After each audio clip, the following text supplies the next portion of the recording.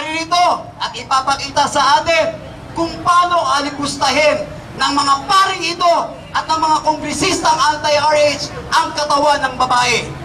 Tama na! Hindi dapat pakialam ng pare ang aming mga ari!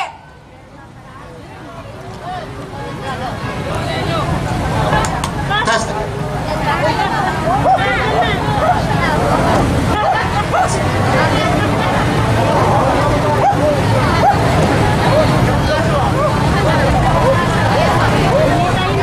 Tayo! Lahat! Talikod! Tayo! Lahat! Talikod! Tayo!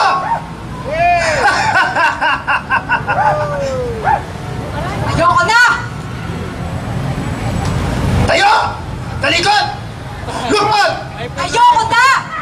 Sumasawa na ako! Sumasawa na ako sa palimisi, pang-aapi at pang-aalipin sa mga kababaihan ng simbahang Katoliko.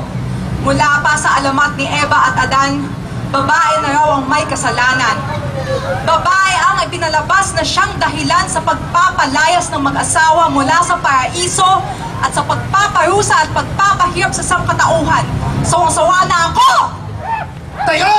Lahat! Ayoko na! Pakinggan nyo nga ako! Sumasawa na ako sa pagbabaliwala sa boses ng kababaihan. Kayo! Hindi pa ba kayo nagsasawa? Kailangan yata sabay-sabay pa tayong sumigaw at magreklamo para marinig tayo. Manindigan tayo para sa mga kababaihang inapi, inalipin at inalipusta. Lahat! Tuwad! Tuwad! Lahat! Tuwad! Tama na! Di dapat makialamang para sa aming mga ari. Itigil nyo na ang pagtrato sa amin na parang mga kagamitan at pagmay-ari ninyong mga kalakihan. Sigaw ng kababaihan! Tama na!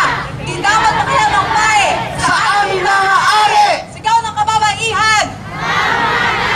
Di dapat makialamang para sa aming mga ari! Noong unang panahon ay pinagbawal ng simbahan ng pag-aaral ng kababaihan. At hanggang ngayon kung ano-ano ang pinagbabawal na maaari makapagpabuti ng kalagayan ng kababaihan tulad na lamang ng RH Bill. Sigaw ng kababaihan! Tama na! Sa aming mga ari! Sigaw ng kababaihan! Sa aming mga bae! Dati ilang kababaihan ang pinatay at pinahirapan ng mga tauhan ng simbahan sa bintang ng pangungulam. Mga bintang na walang katibayan. Ngayon, kung ano-anong bintang ang binabato sa mga inang piniling ipagtanggol ang sariling katawan sa delikadong pagbubuntis sa pamamagitan ng paggamit ng pills. Sigaw ng kababaihan! Tama na! Di dapat makialamang pare sa aming mga ari! Ipinagbawal ng simbahan maging pare ang mga kababaihan. Parang sinasabi na di pantay ang halaga ng mga lalaki at babae. Hanggang ngayon, wagi pa rin sa mata ng simbahan ang opinyon at boses ng kalalakihan. Mga lalaki pa rin ang nagdedesisyon, mga pare, kung ano ang nararapat sa katawan ng mga babae. Sigaw ng kababaihan! Tama na! Di dapat makialamang pare sa aming mga ari! Maraming madre sa mundo, lalo na sa Africa, ang ginagahasa ng mga mismong pare para makaiwas sa mga hayop na to sa AIDS. At hanggang sa Pilipinas, babae pa rin ang tumatanggap ng ganitong abuso. Gayunpaman, patuloy pa rin ang simbahan sa pagbabawal ng mga kontraseptibong maaaring makapagligtas ng buhay ng maraming kababaihan. Sigaw ng kababaihan! Tama na! Dapat makialamang pare sa aming mga ari! Maraming babae sa mundo ang itinakwil ng simbahan dahil sa kanilang pagpapalaglag para sagipin ang sariling buhay. Para sa simbahan, mas importante pa ang buhay ng walang malay kaysa sa buhay ng isang babae. Sigaw ng kababaihan! Tama na! Di dapat makialamang pare sa aming mga ari!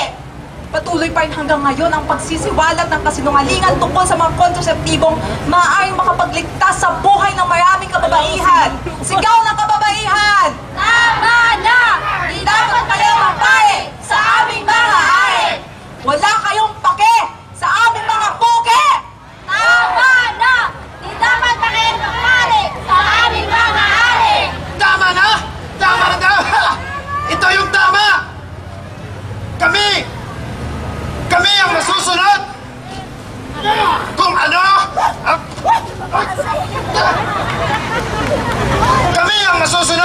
kung ano ang mali at tama. Kaming magdidikta ng inyong mga konsensya. Kapag pinayagan gumamit ng mga kondom ang mga tao, mas lalo silang lilibog at magiging masama. Tama!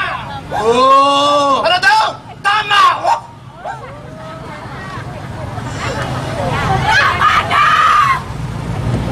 Marami ring sakit ang maaaring makuha sa paggamit ng kondom, tulad ng kanser.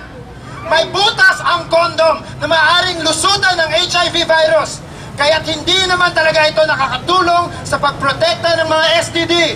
Ang totoo naman yan, mas lalong kumakalat ang HIV at AIDS dahil sa mga kondom. Tama ba? Tama!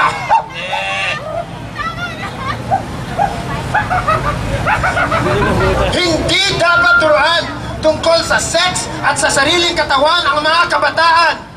Bukod dyan, dapat hayaang mamatay ang mga inang may komplikasyon dahil sa mas mahalaga ang buhay nila sa mga fetus.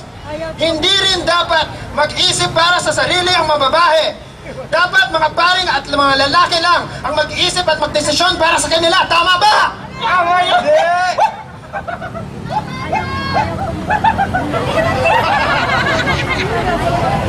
Ang hindi sumunod sa payo at turo ng mga pare ay hindi tunay na Katoliko. Ang sumusuporta sa RH Bill ay hindi tunay na Katoliko. Lahat kayo hindi tunay na Katoliko. Tama ba?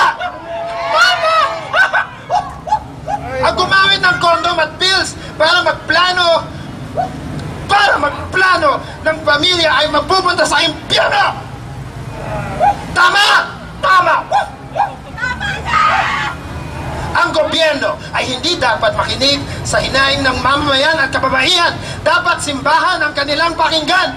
Ang simbahan ay ni minsan hindi nagkakamali. At sa kahit na anong bagay, sa kahit anong debate o kontrobersiya, sila ang nagwawagi sa huli. Tama! Tama! Ate, konti lang. Thank you. Thank you. Tama ba? Tama!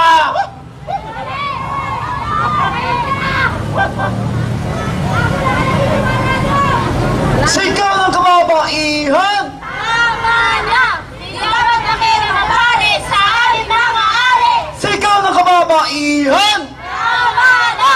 Di dapat makikipagpare sa aming mga ari!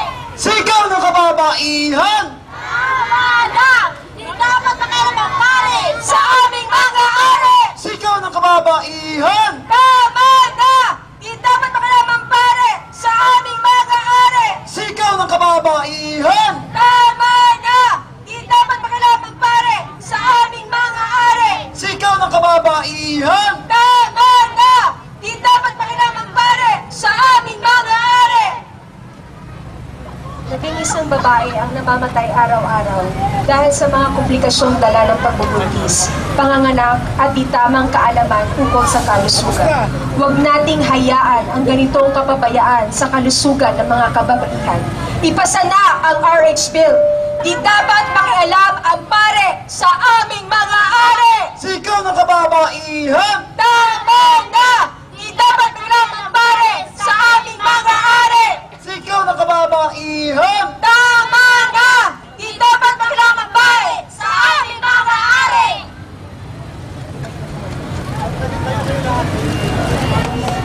Big, big. Sa matagal na panahon, pinakikialaman ng mga paring ito ang katawan ng babae. Papayag pa ba kayo?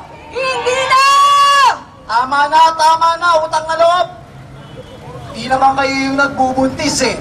At di naman kayo yung namamatay tuwing mga anak. Tama? Tama! Tama na ang panluloko. Tama na. Kaya't sigaw ng kababaihan. Tama na! Di dapat makialam ang pare sa aming mga ari! Sigaw ng kababaihan. Tama na! Di dapat makialam ang pare sa aming mga ari! Sila ba ang naghihirap sa pagpapamilya? Hindi! Sila ba ang nahihirapan sa pagpapaaral ng mga anak? Hindi! Sila ba ang nahihirapan sa pagpapakain ng mga anak? Hindi! Hindi! Sa makatwid, dapat ba silang makialam? Hindi! Wala kayong buke! Tandaan nyo yan. Hindi kayo nanganganak. Kaya dapat hindi kayo makialam. Sigaw ng kababaihan! Tama na! Di dapat makialam ang pare sa aming mga ari! Sigaw ng kababaihan! Tama na!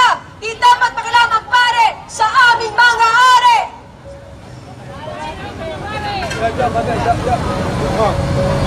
Mga kasama, handa pa ba kayong lumusob sa batasan? Oo! Kung gayon, bumalik tayo sa ating mga halay, sa ating mga pila. Mabuhay ang kababaihan!